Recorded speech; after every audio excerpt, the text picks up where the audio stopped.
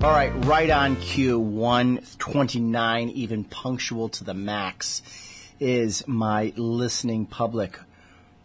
This is the fabulous CEO of Connecticut Community Foundation, Miss Paula Van Ness. Paula, how are you?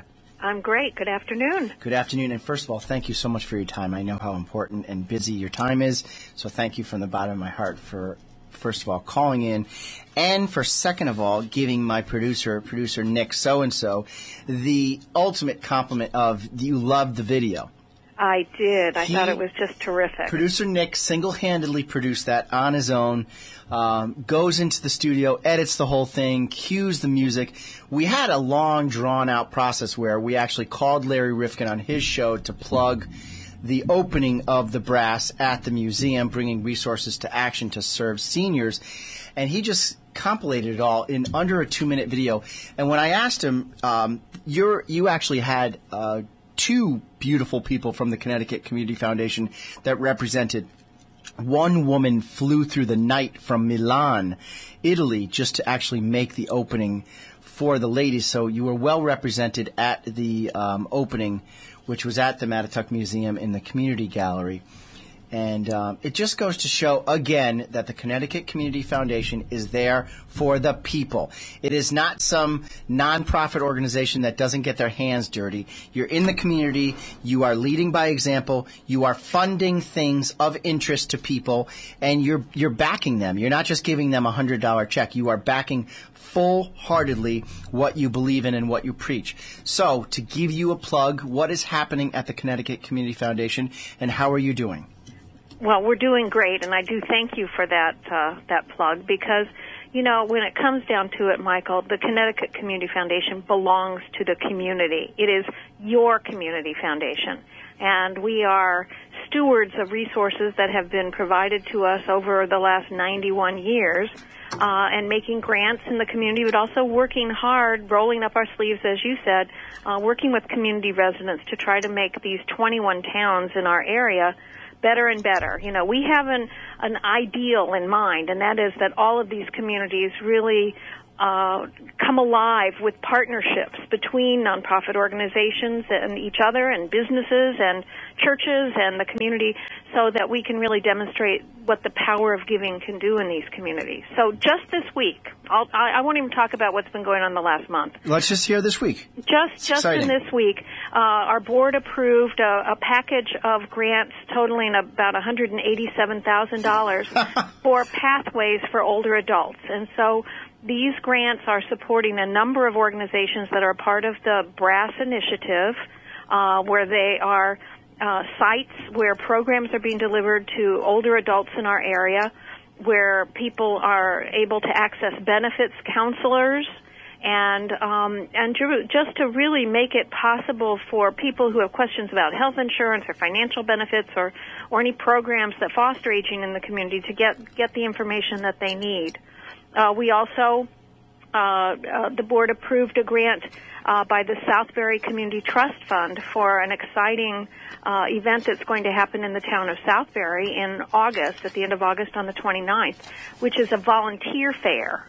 And the whole idea of that is to connect residents who have a little time on their hands, who have an interest in making a difference with any one or more of the wonderful organizations that are serving the community. So that's just a couple of things. And then if I go back to last week, we had a celebration last week of scholarships awarded to young people in our area who are going on to college, $829,000 worth of scholarships. Wow. Awarded, and that's really something to celebrate. And we are delighted that so many graduating seniors from our area are going on to college, and those that we have given scholarships to in the past who are continuing on in their sophomore, junior, senior year, they keep their grades up. For the most part, they'll get a renewal scholarship. So we had a nice celebration. Many parents were there. Sometimes in some cases, some grandparents were there, and these young people were just shining. Fantastic. So as long as they keep their grades up and they are good community-minded people, they just apply to have the grant reinstated for another. Yeah, they reapply. Reapply. The only time it does not happen is if for some reason, whoever established that particular scholarship wanted it only for a particular major, and they decided to change their major. Or that it was a geographic thing, like maybe Sure. for students in a Connecticut college, and the student informs us that they've transferred to a school in Massachusetts. But otherwise, we're good to go for renewals as long as they keep their grades up and they stay in touch with us, so we can do all the paperwork and send the money to their school. And help them get a higher education. Absolutely. The cost of higher education Oh, these my days gosh, I have it's twins. crazy. Please don't even remind me. Yeah, and 10-year-olds. Oh, well, yeah, you better be saving lots. That's all I can say. I am trying as hard as I can. I live in the most humble log cabin, and people always say, wow, I thought you'd have a nicer house. Well, I thought I don't live above my means is the way to live these days. I have a fabulous recipient of one of your grants, the BRASS program, Myra Lavasser, on line one. We are going to connect you to here. Myra, I have Paula Van Ness from the Connecticut Community Foundation on, and I also have you on. We cannot tell you what a great job you and your crew have done with the BRASS program. Oh, thank you so much. And Yes. I'd like to say thank you to Paula as well. My daughter, Brianna, who's a graduated senior from Kaner Technical High School, was one of the recipients last week of a scholarship. Terrific. And Good thank for you you. so much. You guys do great work for our students here in the community. And you do great work for our community as well. That's why you're on the air. That's right. And we're so proud of the job that Myra does. She is just a spark plug. Yes. Amazing things are happening. And the partners on this BRASS program include like the Hispanic Coalition of Greater Waterbury, of course the City of Waterbury, but the Mattatuck Museum, Mount Olive, AME Zion Church, New Opportunities. Reverend Blue, I just met him. Yes. And I've known Helen Davis for years. What a great organization that is. Terrific, and we work with the Silas Bronson Library, the St. Margaret Willow Plaza, and the YWCA. So we've got great partners, and along with New Opportunities and the Western Connecticut Area Agency on Aging, there are a lot of moving parts, and somehow Myra keeps track of all of it. Well, she just so intelligent, and she's hyper, and those are good matches. Like me, my energy. That's not a bad thing. That's a good thing. I go to work early. I stay late. I study the bills. After you ladies get off the phone, I'm going to talk like geekdom over here about new acts of facility fees, and we have to stay on top of our game to be good in the community. They need to trust us that we know what we're doing. That's right. And even though we've been around 91 years, in some cases people don't even know what the Community Foundation is. And so programs like BRASS have given us a chance to really tell our story to some people and let them know that we are there for them. And we want nothing more than the people in our area to have rewarding lives. And we want these communities to thrive. Okay, so Myra, the reason you're on, we want to know some exciting stuff that is happening new. And I didn't steal your fire, I promise, or your thunder, whatever they say. I didn't steal your good news. What is happening with the BRASS program that Paula tipped me off with in rehearsal on the private line phone? Oh wow, that's exciting. Yes. We have a couple of great things coming up in the months of July and August. First, we have on Wednesday, July 15th, a tour of the Palace Theater. And I just got a chance to go down there. Sadly, even living in the city for as long as I had never been down there, and went last week. It was absolutely amazing. So I think our residents will really enjoy getting to take a little backstage peek at all of the different spaces that they have and dressing rooms, and we'll be serving some light refreshments down there. So that tour will be starting at 10 a.m. And this is what day? It is Wednesday, July 15th. Palace Theater. Yes, and Now, anyone who needs help getting down to downtown, I know it's a little tricky sometimes parking down there. We will be providing transportation from each of our senior sites down there just to make it a little easier. Oh, you listeners out there, you've got to love that. So basically, just get yourself to one of the senior centers, and they will provide transportation downtown and then back out of downtown, so you won't have to worry about parking, about getting your car ticketed for, there's only a 2-hour parking limit now downtown, which is a good thing, but sometimes it could be a bad thing. So just rest assured, all you do is get yourself to the senior centers, and they will provide transportation. Yes. How are you doing that for so many people? You just You know, have your it- own bus or something? Yeah, we are so kind that some of our senior centers have transportation, the Hispanic Coalition in Mount Olive, and they're great about partnering together and helping other senior centers that don't have busing get to these types of events. So Mount Olive is going to be picking up Willow Plaza. Okay. And the Hispanic Coalition is going to be helping us down here over at the Waterbury Senior Center. So we're making sure that everybody gets to be included in on this and gets to have the benefit of going down there. Fabulous. And also, you can always park right across the street at Zoogie's lot. I know Zoog. Just literally right across the street from the Palace Theater. You look, there's Yukon. 15 feet to the right, there's a big parking lot there, and that's always safe and protected as well. Myra, one thing I don't know if you know, I'm sure Paula Van Ness is very familiar with the Palace Theater.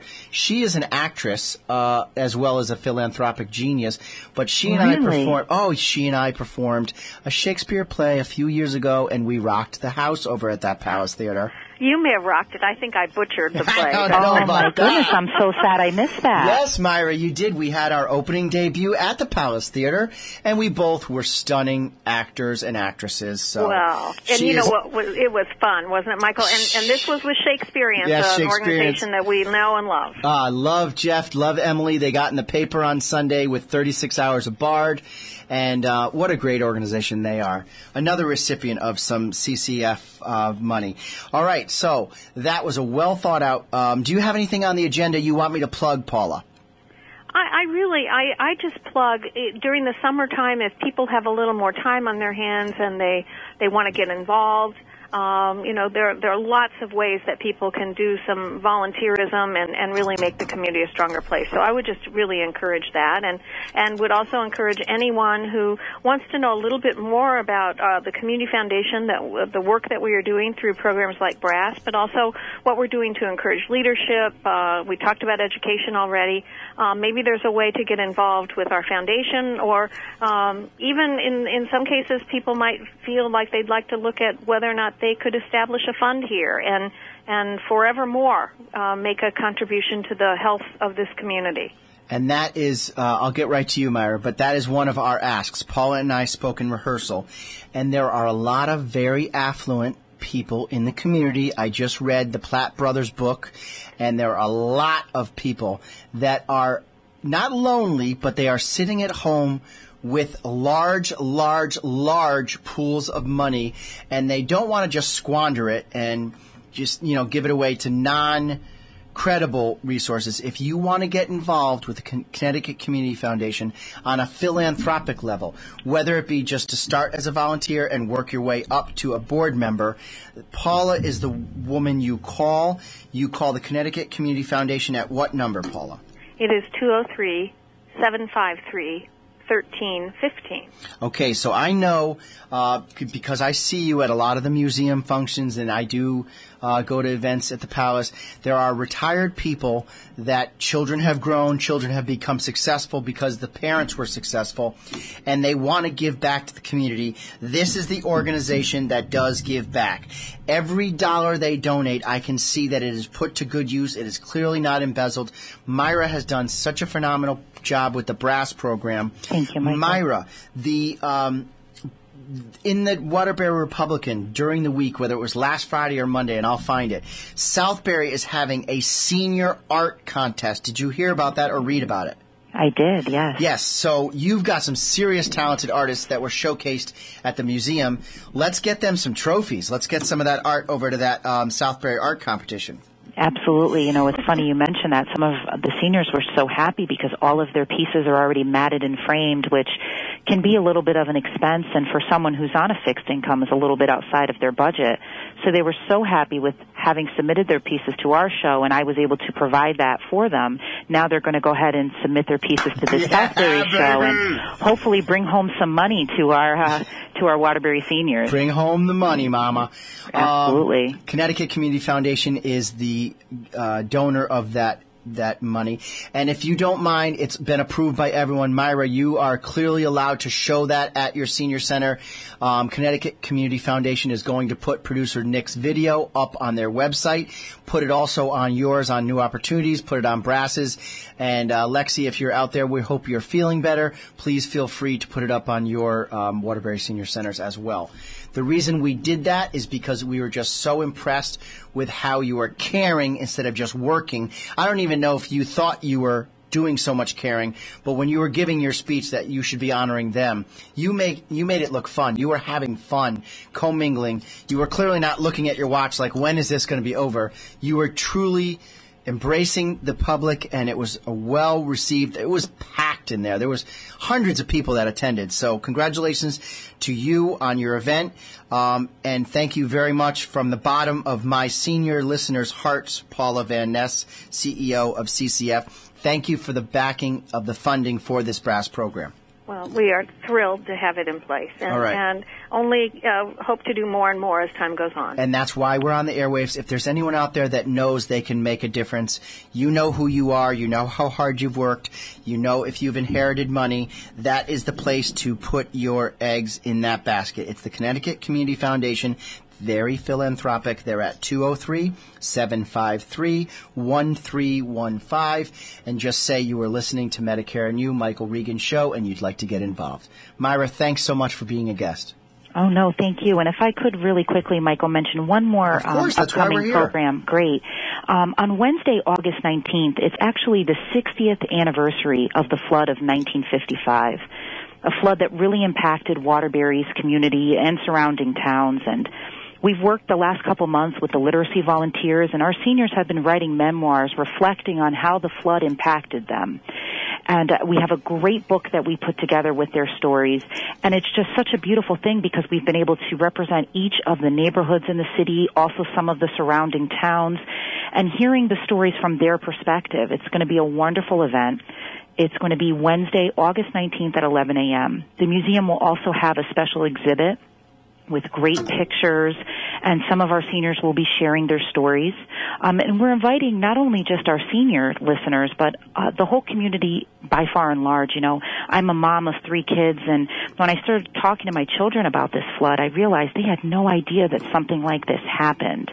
So it was a great learning opportunity for us to really understand, you know, how the Waterbury community really pulled together to make sure that everybody was safe and taken care of and had fresh drinking water. And, you know, it gave the Waterbury community a real great time to be proud of how they acted. So I invite everyone, please, to come down and check out the event. It's going to be a very special time. Where's this location going to be?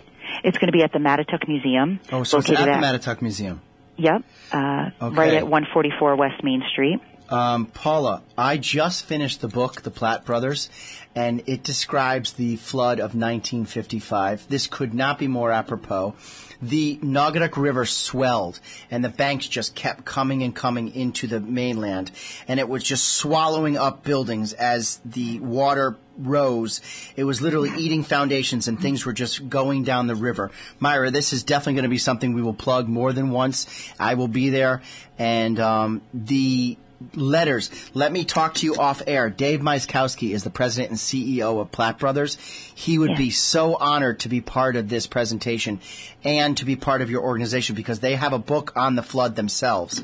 Oh, so, great. yeah, I'll put you in contact with them. Jim Behuniak, I'm sure you know him, Paula. Jim Behuniak was the previous CEO, and he started as an engineer in Platt Brothers and worked his way up. And he was one of the first non-Platt family members to take over the reins at Platt Brothers. So they will be well represented regarding that flood as well. That's going to be another great Waterbury day. Yeah, and that's also a great family and a company that has a history of being philanthropic and really caring deeply about the community. Orton P. Camp Jr., are you kidding? Absolutely. Absolutely phenomenal. And that's who I'm looking for out there. Anyone on the airwaves. We want you to get involved with the Connecticut Community Foundation if you have that type of je ne sais quoi wealth. If you want to put it to good use instead of just squandering it, you don't need a new car. You don't need another vacation home. You need to give back to people. Nobody cares at your funeral how much you have. It's how much you gave. God bless both you ladies, and thank you very much for your time. Thanks, Michael. Thank you. Have a good one. Medicare and You, Michael Regan. What a good talk.